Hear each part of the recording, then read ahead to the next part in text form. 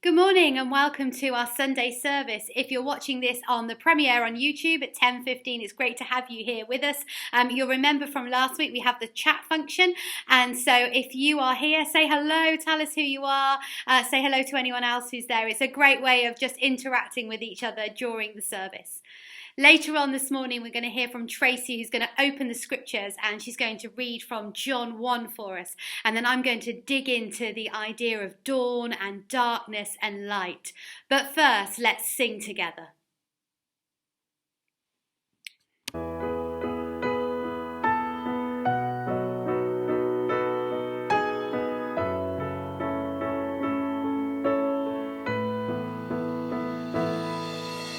Light of the world, you step down into darkness.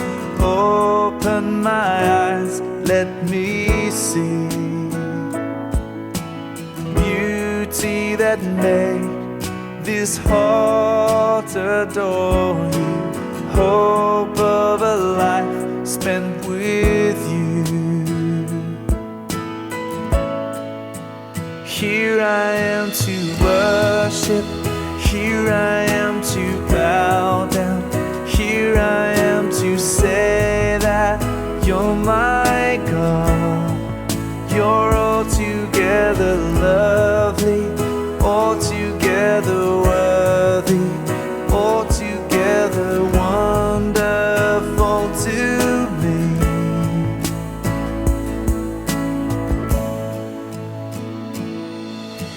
King of all days, oh so highly exalted, glorious in heaven above. Humbly you came to the earth you created, all full of sake became poor. Here I am to here I am to bow down, here I am to say that you're my God. You're altogether lovely, altogether worthy, altogether wonderful to me. And I'll never know how much it cost to see my sin upon that cross. And I'll never know how much it cost to see my sin upon that cross. Here I am to worship, here I am to bow down, here I am to say that you're my God. You're altogether lovely, altogether worthy, altogether wonderful to me. Here I am to worship, here I am to bow down, here I am to say that you're my God. You're altogether lovely, altogether worthy, altogether wonderful to me.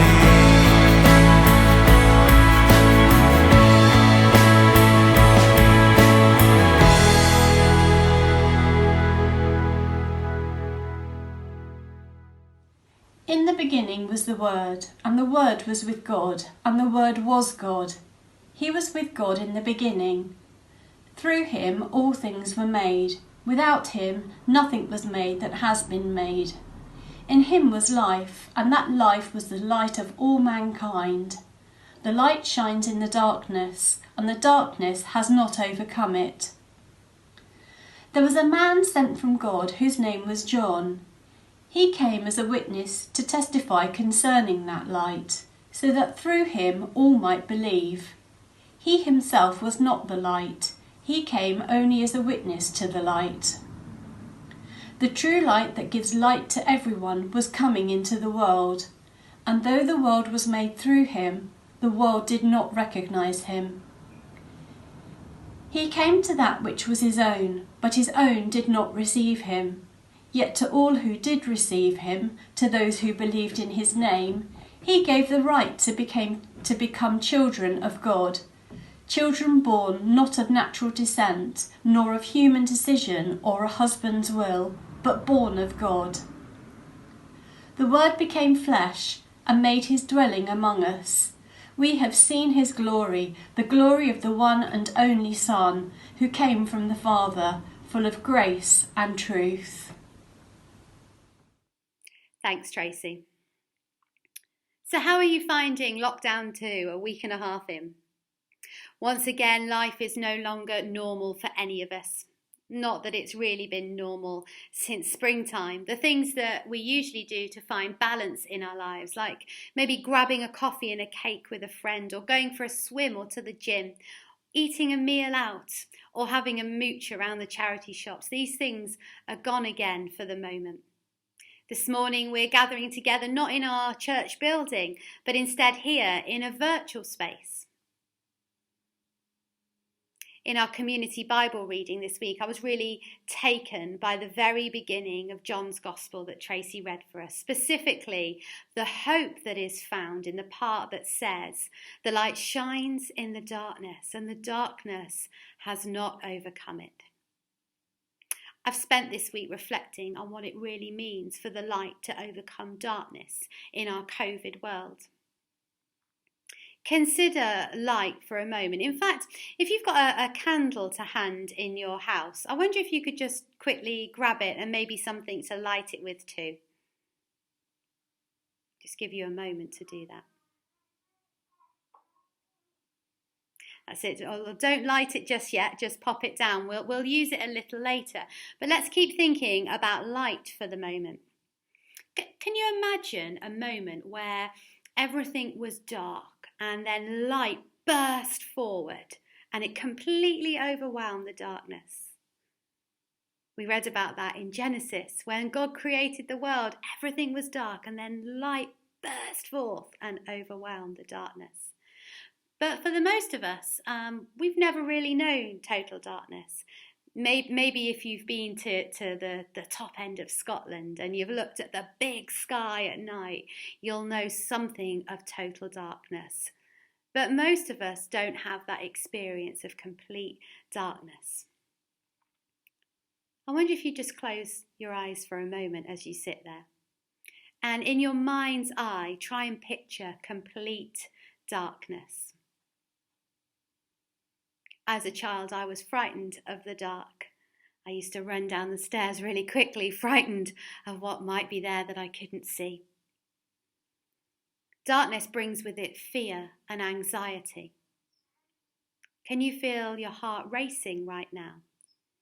Your palms perhaps a little bit sweaty. Maybe you're even beginning to tremble. And then in that darkness in your mind, imagine God saying, "Let there be light." And there was that light bursting forth and overwhelming the darkness. You can open your eyes again. There seems to be a lot of darkness at the moment. Right now, life as we know it seems quite dark.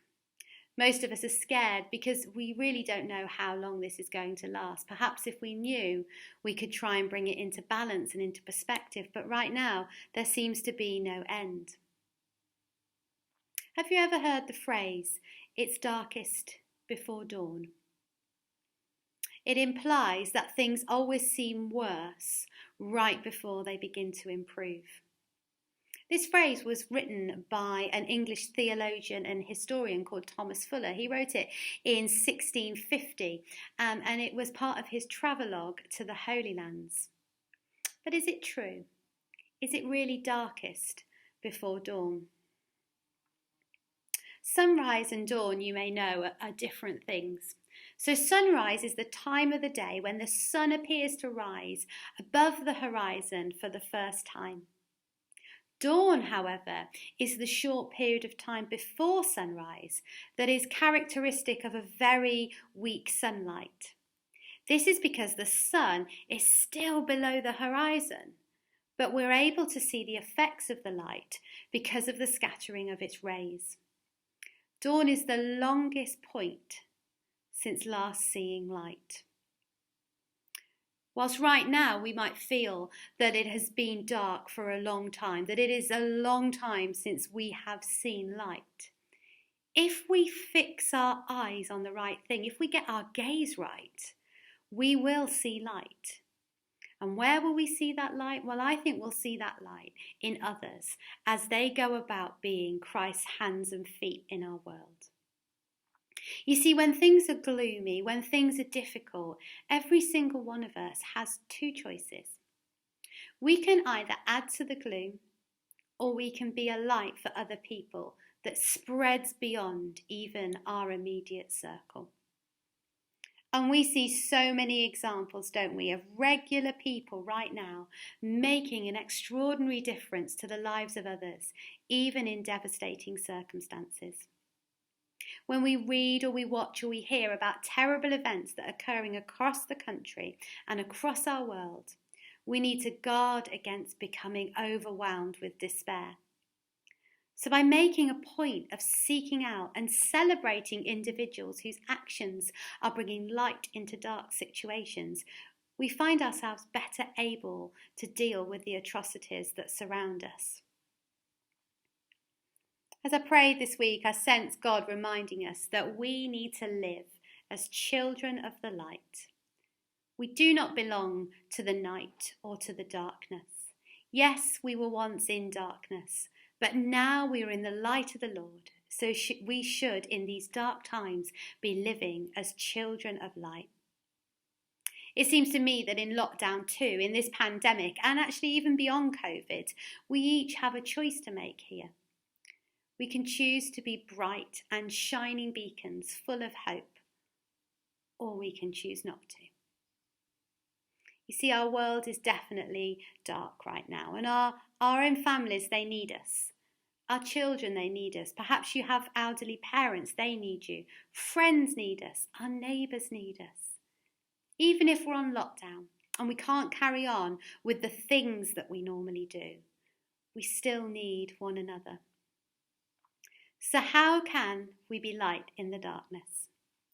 The first thing that strikes me is that to be a light to anyone, we need to be charged up. We need to be charged up by the best source possible, the brightest light. And for me, that's Jesus Christ.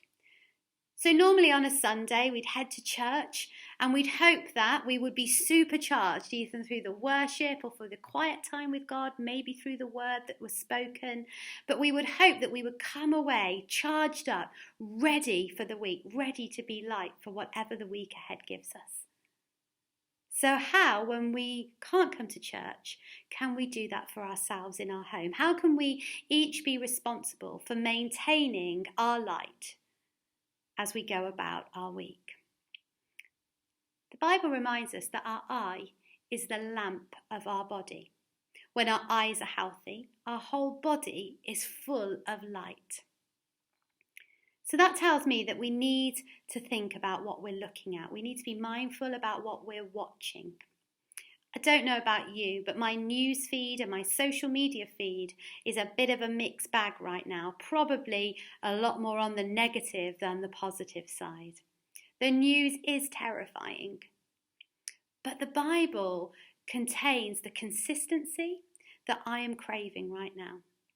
The Bible for me is a place where I find peace and I can find strength and I can find faithfulness and I can find promise. So this is a time to step up our Bible reading. I wonder if you've got an Advent devotion ready. I've put a few suggestions in Scattered Sundays, but have a think about what you want to be reading as we prepare for Christmas. It's also time to be stepping up our prayer life too. Have you ever tried journaling or painting? I wonder if you ever tried writing to God. Every day, can you find something to be thankful for? And just give thanks to God for that small thing. This is a time that we need to be real with Jesus. Tell him when you're feeling desperate. Tell him when you're scared. Let him know when you're feeling overwhelmed. Tell him when you feel you need space to be by yourself. In your isolation and your loneliness, your fear and your grief, I know that Jesus is with you. We just need to fix our eyes on him. Do you know there is so much that we cannot control right now, but we can control what we fix our eyes on. We can control what we gaze upon. Let's look at the news and our social media a little bit less, and let's look to Jesus more. And let's look at the people we live among more. Have a little think, what can I give today? How can I be hope today? What little bit of light can I shine on somebody today? Which bit of darkness can I overcome with God's light of love? Of course, none of this naively negates the pain and the suffering of individuals and families who have lost loved ones and grieve. Those who are waiting, hoping for good news.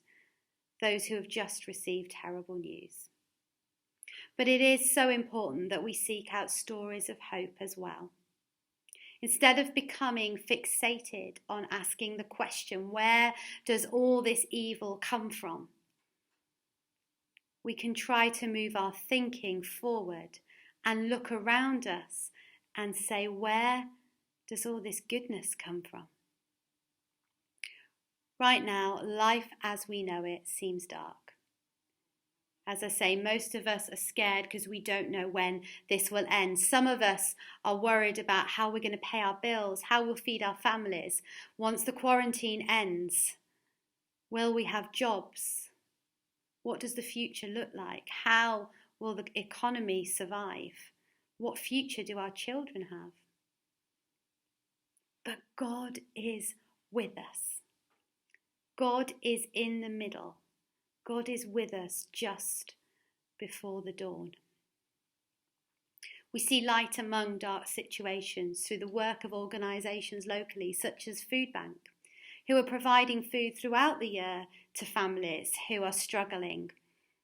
In the weeks before Christmas, Food Bank, they go the extra mile and provide Christmas hampers with essentials and traditional Christmas items and treats that will brighten up and bring hope and light at Christmas time.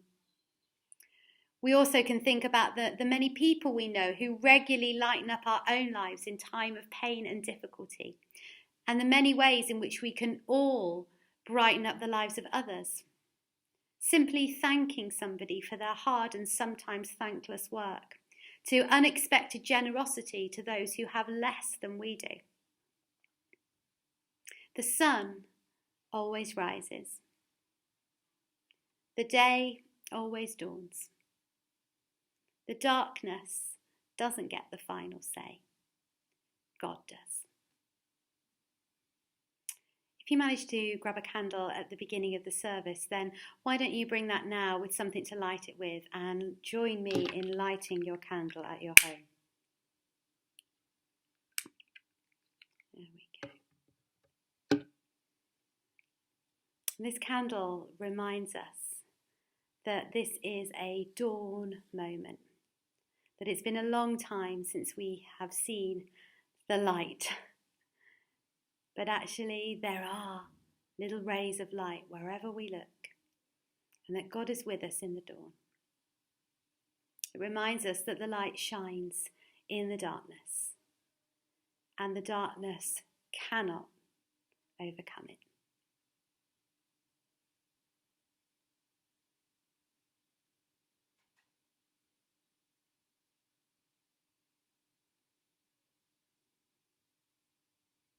Let's sing King of Kings together.